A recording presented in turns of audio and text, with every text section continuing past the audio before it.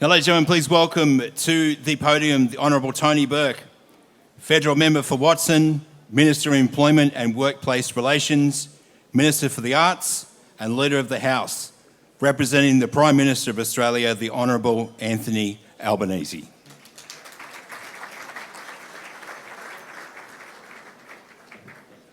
Is this okay for you? Yeah. Is that all right? Okay.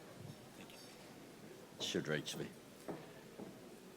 Good evening. Thank you, first of all, to Uncle John for welcoming us to country in a characteristically beautiful and generous way. It's very much appreciated. I'd start by acknowledging my parliamentary colleagues who are here, Jason Clare, Jihad Dib, Mark Speakman. They're the ones who are in front of me, but there's a longer list. I acknowledge everybody. There's a longer list of local government. I acknowledge all of you too. There's a very long list of religious leaders as well. And the role that religious leaders play in faith, in security, in bringing people together in our community is one of the key characteristics of our local community.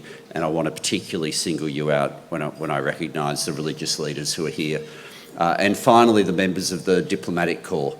There are many Your Excellencies here, and if I can particularly just single out one who Remy Webby has been kind enough to seat beside me tonight, and who you quite rightly recognised first, and that's Your Excellency Ezed Abdul Hadi, representing Palestine and the people of Palestine tonight.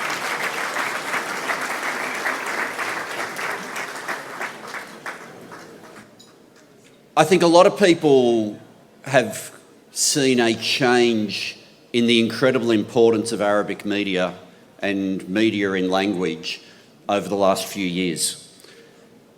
There was always a role for media in making sure that stories from the community that wouldn't otherwise be reported were reported, and stories from countries that were countries of people's heritage were being reported here locally as well.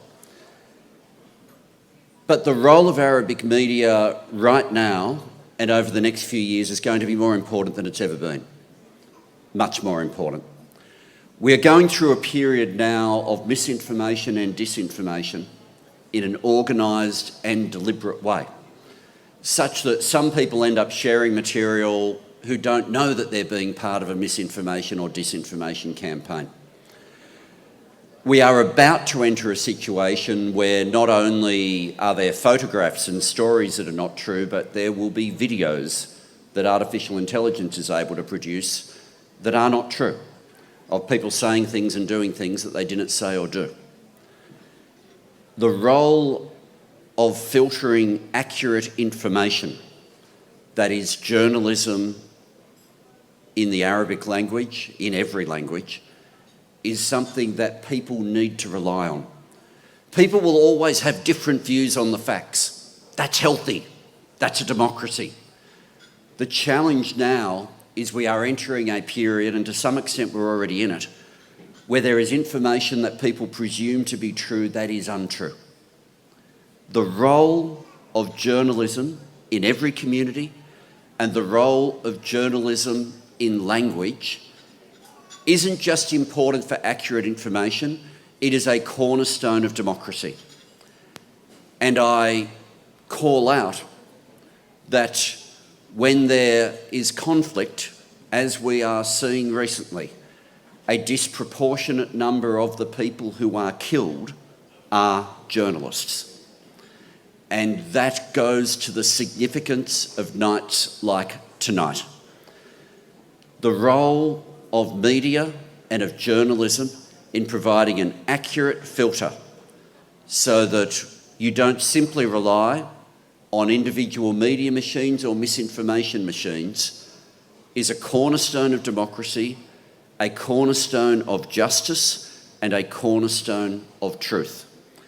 That's what we pay tribute here tonight.